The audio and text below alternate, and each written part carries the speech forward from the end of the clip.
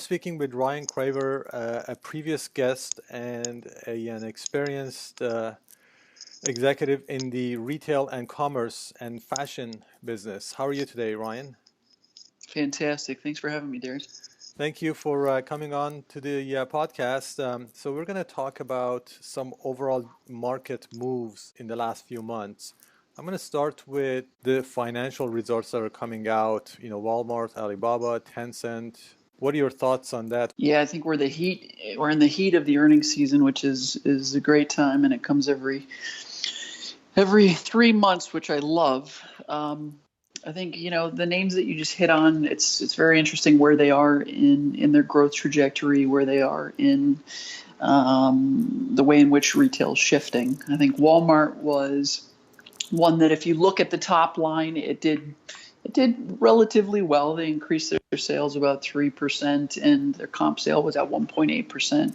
What they like us to focus on is the fact that they grew the internet sales roughly 67% in GMV, and I think it was 60% in total. And a lot of that is the Jet numbers. So as you know, they have acquired Jet, they've acquired Moose Jaw, they've acquired Bonobos. They've got a lot of what I like to call noise that's in that number. So they bought that growth.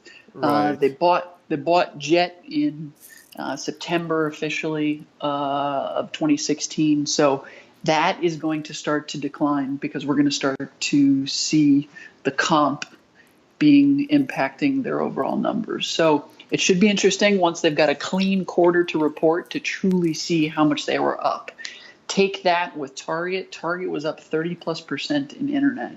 So I think what you're starting to see in the market is the consumable purchases, those grocery purchases that everyone thought was still a in-store purchase. They are truly starting to shift because Target and Walmart do a significant business in that. Alibaba, wow, unbelievable. These numbers are incredible. I attended an event in Detroit last month that Jack Ma put on to incent U.S. sellers to sell in China, and I really think that middle-class consumer story really is there. It's an amazing, amazing story that's got many years of consumption and commerce to come. I think Alibaba is one way to play it in China. The other way is JD.com. JD also reported earnings earlier this week. They were also gangbusters. Tencent, you just can't not be amazed by, other than Facebook, they have the grasp and the captive eyes and the captive thumbs of China, and it's truly an amazing story that's playing out on their various platforms.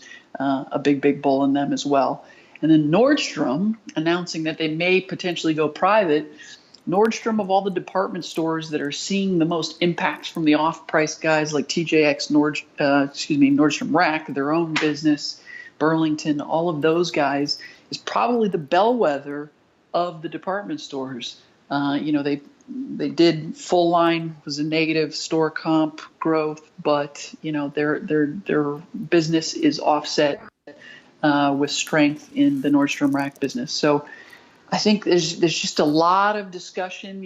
Hudson's Bay is experiencing an activist shareholder who's telling them to sell their properties. Macy's still has an activist shareholder telling them to leverage their real estate. So I think this is just an amazing time to be in retail, to watch this all play out and be a part of it. And wow, amazing. What's the world going to be for these companies, really the major chains and players in 2022, 5 years or 10 years from now? It's not that far off. And I'm just amazed at how things have changed in the last 10 years. So that's why I can't even, I won't even think about what's going to be like in 10 years. It's just the pace of change is just amazing. And how especially the top 3 or 4, and like 3 of them are from China right now. Alibaba, Tencent, JD, they're coming from China, and they're going, expanding throughout the world. And Amazon from this side, and that's, I think, one part that Walmart is missing out is really international. they're just focused on the US, and it's just not going to be enough, I agree, for them to really become a long-term global player. In the future of commerce, I think it's going to be global players, not just regional players. I think very well said. I think each one of them is showing their cards with their strategy. Alibaba is coming out very firmly and saying, we're not so worried about the other countries outside of Southeast Asia and China. We are going to focus on the growth story here. Walmart is saying we need to defend our home turf. And yes, we've got some international, but we're not as focused on it. And you can see it's not growing. And then Amazon's basically saying, you know what? We can't win in China. We're going to continue to win in North America. We're going to continue to do okay in the UK. And oh, by the way, our big bet is India. And right. They definitely have some traction. I think you're right.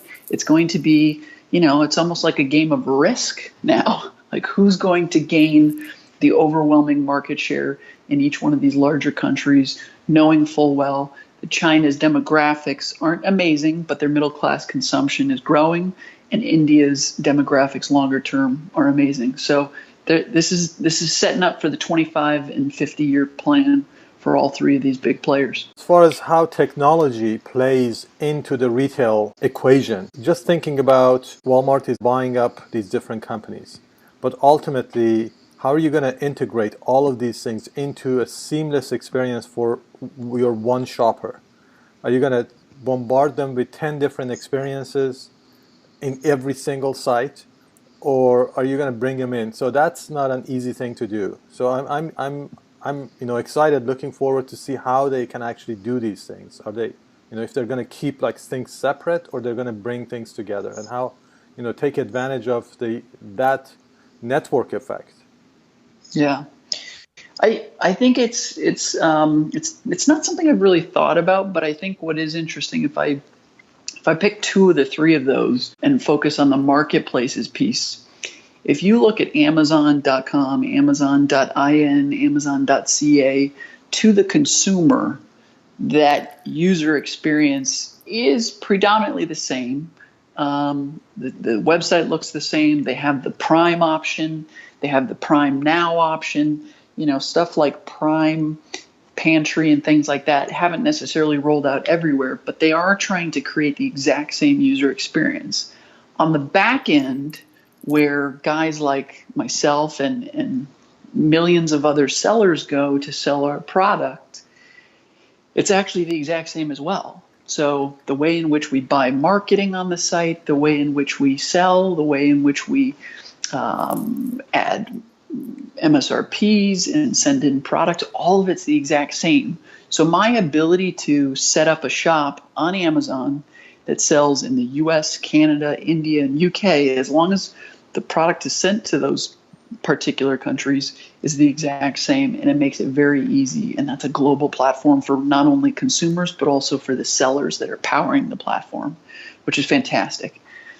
Walmart, on the other end, as we've discussed before, they're acquiring, and they've got a, arsenal or a toolkit of brands that I don't think they're going to plan to, go to the consumer and see one unified front. I don't think you'll ever go to Walmart.com and see a little tab for Bonobos or for Moose Jaw or for those others. So the way in which they're doing the consumer experience is very, very different.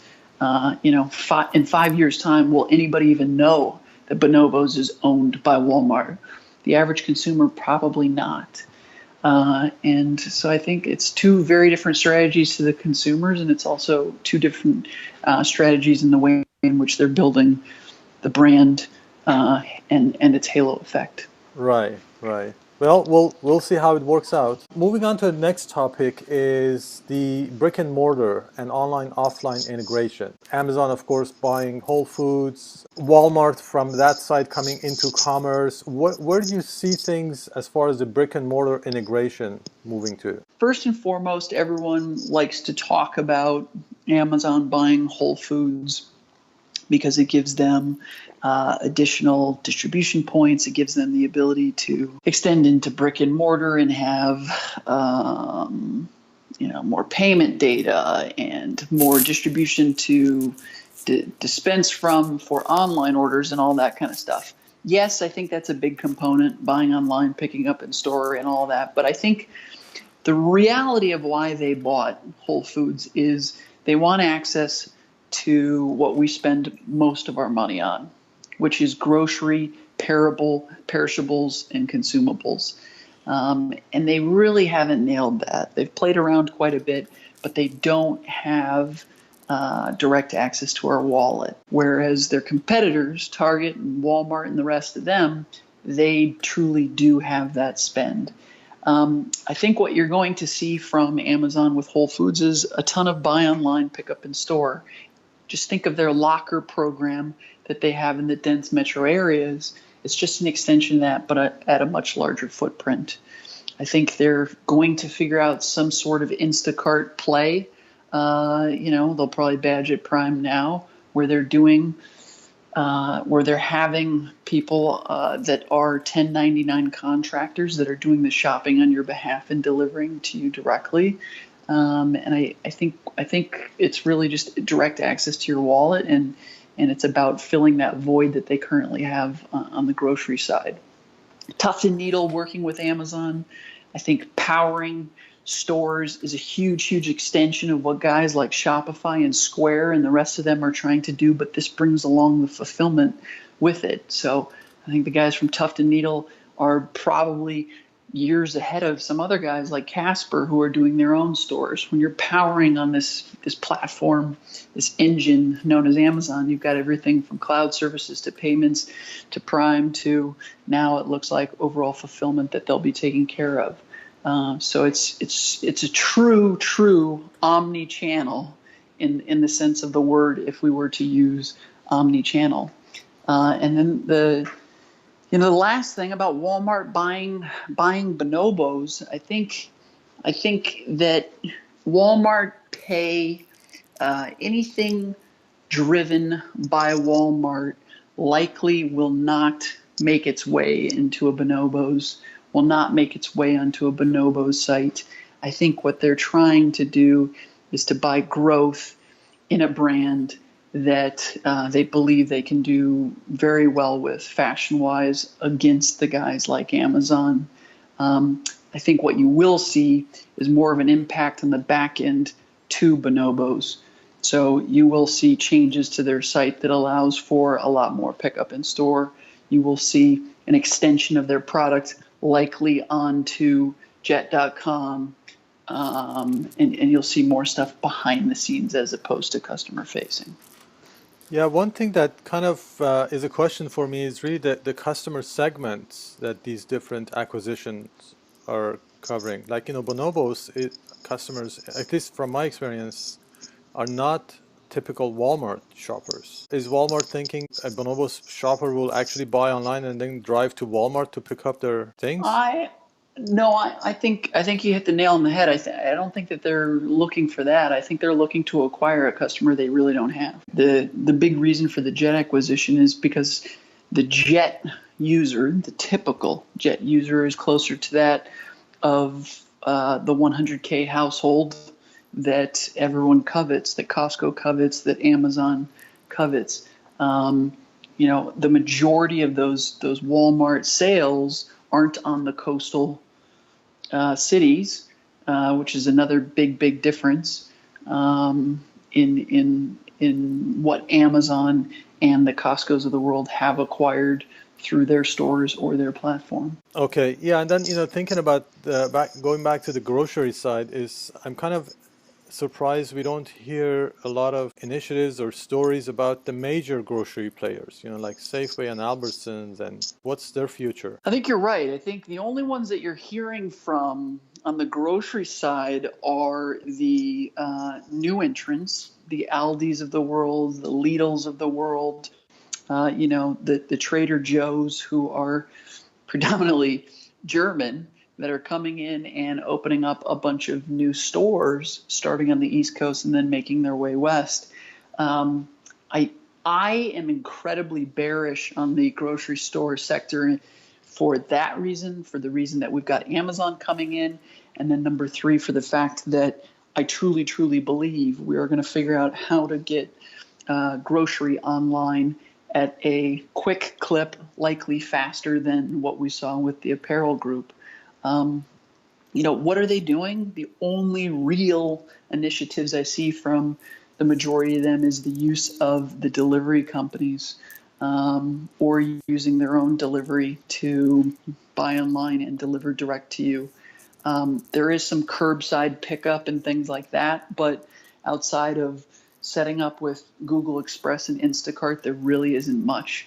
And I think it's a tremendous concern for old legacy retailers, and I think we see how that plays itself out with guys like Macy's in the department store space, and I wouldn't be surprised if we're having the same conversations in very short time for the legacy grocery players. Right. So, what about? I'm sure. I mean, you mentioned Shopify and Square. This is the Shopify story is fascinating for me. Starting from just this website creation company now to almost a $10 billion company, and Square is also doing very well. And it seems like their paths are coming together. Yeah. What are your thoughts on that? Yeah, I mean, to your point on Shopify, it's incredible what they have built. A startup out of Toronto, Canada, that has built just a very impressive suite of tools that historically has only been on websites, and now they're moving into the Squarespace. So they back all their payments off onto Stripe, whereas Square does some of their own processing. So they're not stealing the processing portion. They're going after the hardware in the stores. And obviously, if you have the hardware, you're going to do the processing.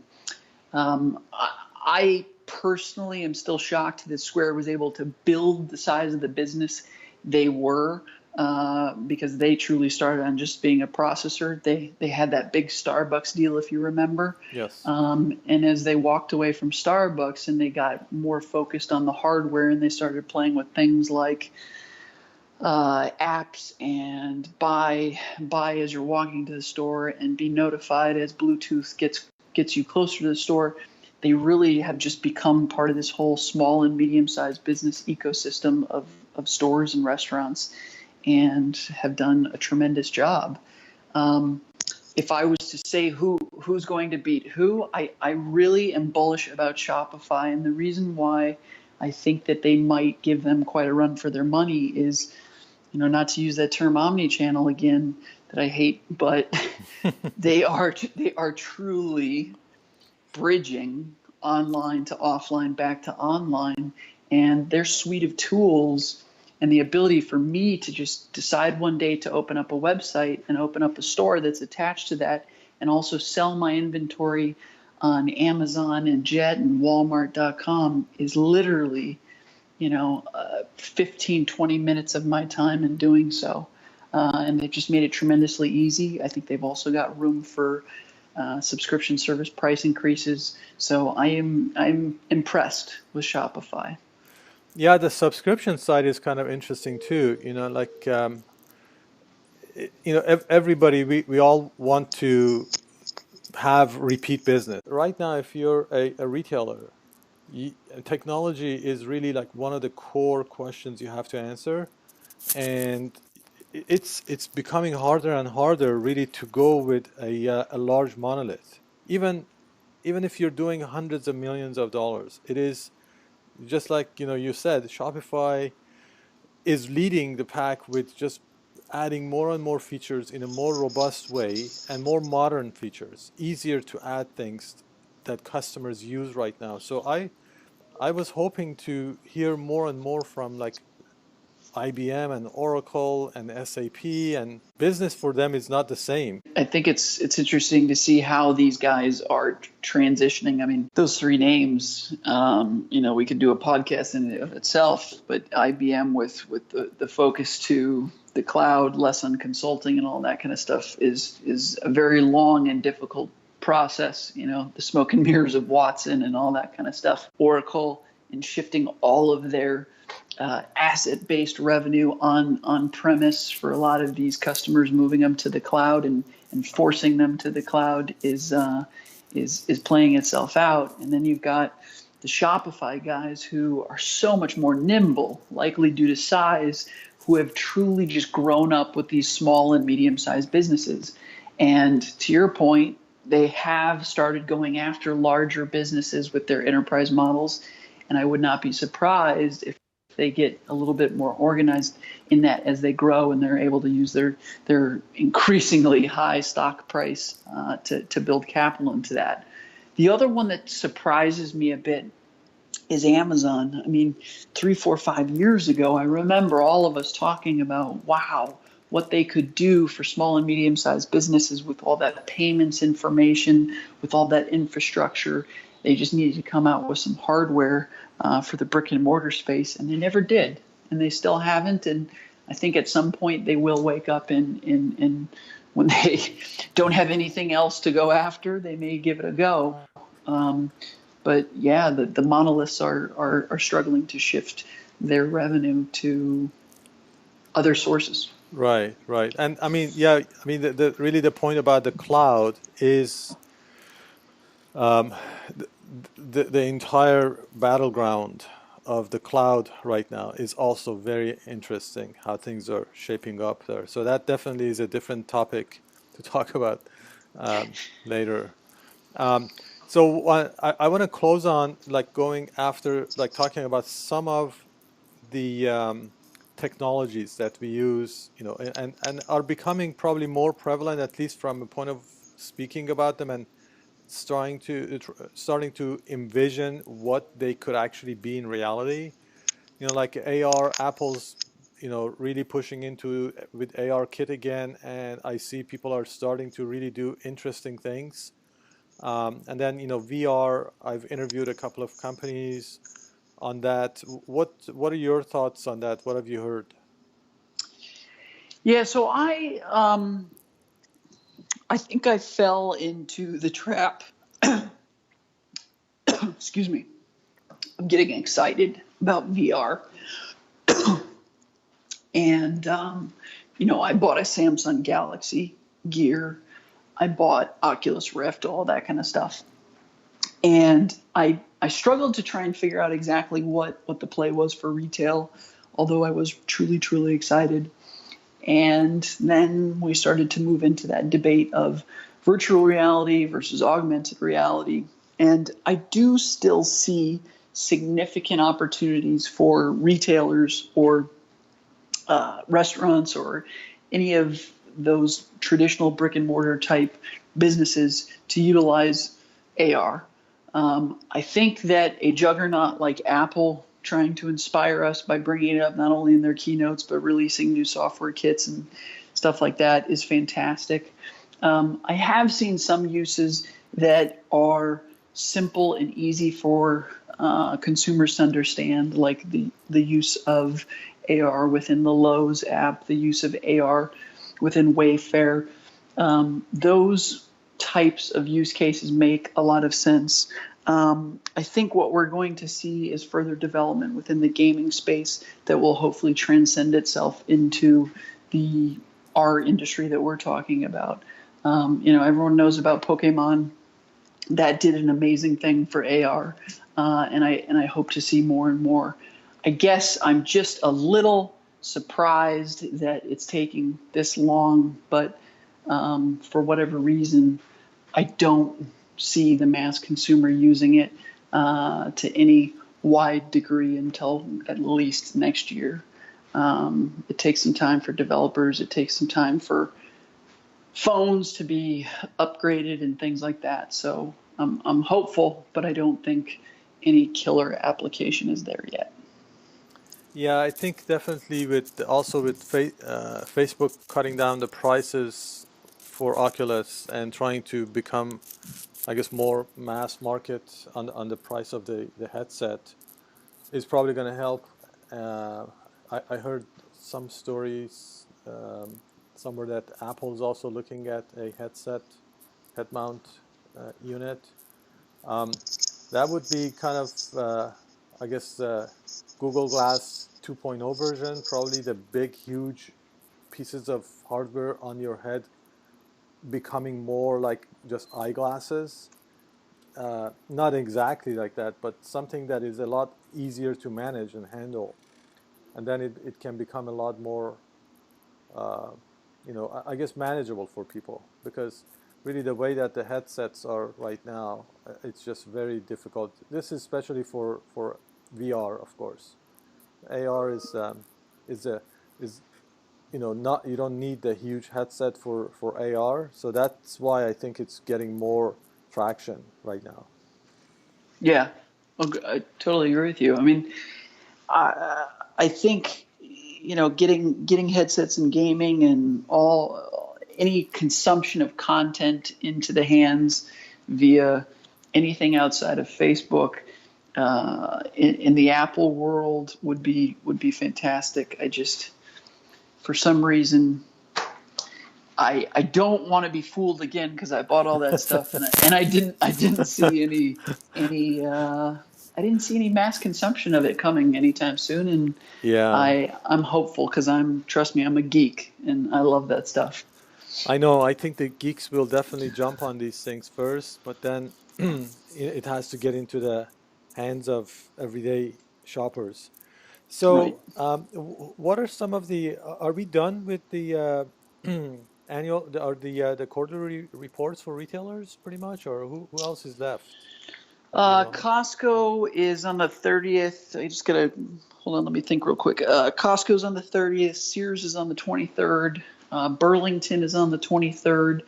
And then you've got the dollar stores like the Dollar Generals and Dollar Trees that I believe are next week, if not the following week as well. So I think we got a good read on department stores. I think we've got a good read on specialty. I don't know if you saw Foot Locker this morning. They dropped quite a bomb, so I think they're down about 25, Wow. 26% today. But I think we got a pretty good read, and we saw Amazon's numbers. They were pretty darn good. So I think it's more of the same, to be honest. It's truly online growing 10, 11% month over month. Department stores struggling. And then the off price doing pretty well along with the home improvement stores.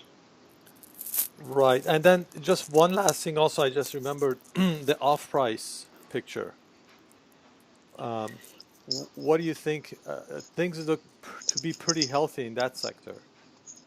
Yeah, so last quarter, the quarter before this, they posted something that didn't seem in line with what they had been doing before.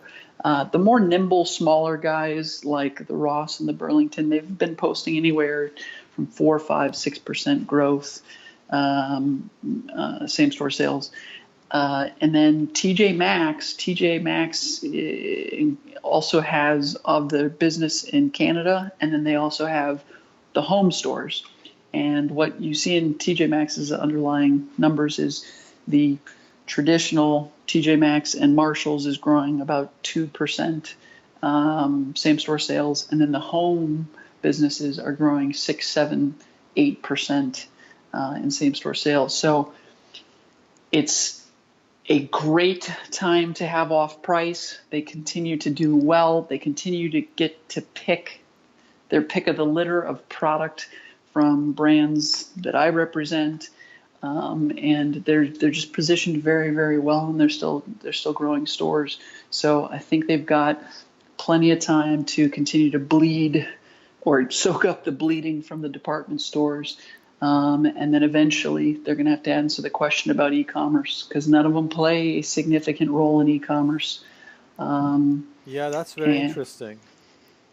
yeah, I think what's going to happen is you're going to see the sales growth slow, and then they're going to say, okay, what do we do now? And they're going to say, let's try and bring more new stores, and then they're going to say, well, we've got too many new stores. And we need to figure out how else to grow this. And there's only really two options, e-commerce or international. So pick your poison. Start shipping stuff or start opening offices overseas. Right. So you And don't that's think what it's by design right now? They're just too busy with the stores. I think it's a little bit of both. I think E-commerce is less profitable for them, one. Two, brands that I represent that are trying to keep a great brand recognition, they're trying to slow how much of their product they're putting into off-price. And what's attractive to brands that I represent is there's not a lot of e-commerce. So if I go to tjmax.com, I'm not going to see a ton of Adidas or a ton of Nike because they don't have a big e-commerce business. So there's a bit of secrecy to brands putting their product into stores as opposed to putting it online, where you have all that transparency. So I think a portion of it might be the fact that it's higher cost, plus it helps brands. But I truly believe they're inevitably going to have to answer the question, how are they going to grow sales once it slows and it's either e-commerce or international? Thank you so much again, and hopefully we'll get together soon and maybe dig deeper into some of these topics. Awesome. Thank you for having me. It's always interesting because you love going all over the map, which is usually, to me, the most exciting type of conversation. It's becoming a three-dimensional map too. So Awesome. Have a reality. fantastic. You too. Have a fantastic day. Thanks, Ryan. Take care.